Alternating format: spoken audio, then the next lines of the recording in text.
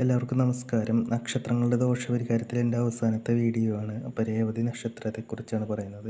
നക്ഷത്രങ്ങളിൽ 27ാമത്തെ നക്ഷത്രമാണ് രേവതി. ബുധൻ്റെയും വ്യാഴത്തിൻ്റെയും ഗുണങ്ങൾ ചേർന്നൊരു നക്ഷത്രം കൂടിയാണ് രേവതി.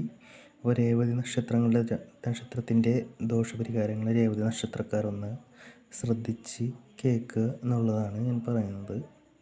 അപ്പോൾ ഒന്നാമത്തെ കാര്യം, രേവതി നക്ഷത്രക്കാർ നിത്യവും ഹരേ രാമ രാമ രാമ ഹരേ ഹരേ, ഹരേ കൃഷ്ണ കൃഷ്ണ കൃഷ്ണ ഹരേ ഹരേ എന്ന ഷോഡശ മഹാമന്ത്രം നിത്യവും ചൊല്ലുക എന്നുള്ളതാണ് എനിക്ക് പറയാനുള്ളത്. അപ്പോൾ ഇത് ദിവസവും രാവിലെ അല്ലെങ്കിൽ വൈകിട്ട്, രാവിലെ ആണെങ്കിൽ കിഴക്കോട്ട്, വൈകുന്നേരം ആണെങ്കിൽ പടിഞ്ഞാറേക്ക് തിരിഞ്ഞ് നിന്ന് ചൊല്ലുക. അപ്പോൾ ഇത് നിത്യവും ചൊല്ലി വന്നു കഴിഞ്ഞാൽ കുലദേവതമാരെ നന്നായിട്ട് പ്രാർത്ഥിക്കണം, ഗണപതിയെ നന്നായിട്ട് പ്രാർത്ഥിക്കണം, എന്നിട്ട് വേണം ഇത് ചൊല്ലാനായിട്ട്. അപ്പോൾ ഇത് എല്ലാവർക്കും നല്ലതാണ്, ഏത് പ്രായക്കാർക്കും എല്ലാം ഈ പ്രാർത്ഥന നല്ലതാണ്. വിദ്യാർത്ഥികൾക്കും ദാമ്പത്യ ജീവിതം നയിക്കുന്നവർക്ക് എല്ലാവർക്കും ഒരുപോലെ ഗുണകരമാണ്.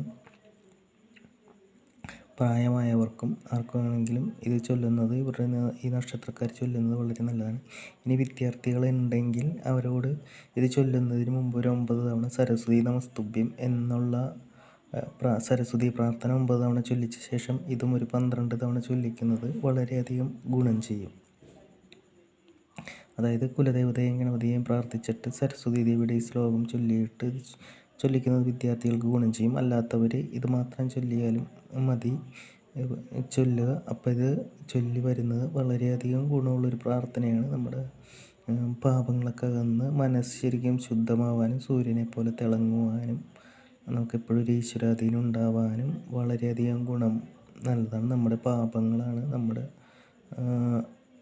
നമുക്ക് കിട്ടുന്ന ഫലങ്ങൾ നിശ്ചയിക്കുന്നത്. അപ്പോൾ പാപങ്ങളൊക്കെ അകലുമ്പോൾ സൽഫലങ്ങൾ ലഭിക്കാൻ നല്ലതാണ്.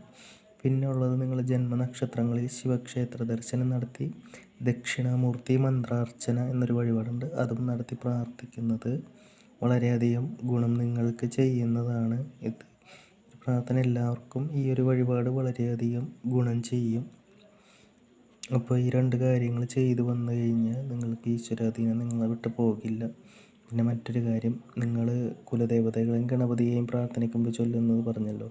അപ്പോൾ അതിൽ ആ ഗണപതി എന്നുള്ളത് ബാലഗണപതി സ്വരൂപമായാൽ കുറച്ച് നല്ലതാണ്. അത് നിർബന്ധമില്ല, നിങ്ങളല്ലെങ്കിൽ സാധാ ഗണപതി ഭഗവാനായാലും മതി. അപ്പോൾ നമസ്കാരം, എല്ലാവരും സബ്സ്ക്രൈബ് ചെയ്യുക. ഇതെൻ്റെ അവസാനത്തെ വീഡിയോ ആണ് നക്ഷത്രങ്ങളുടെ.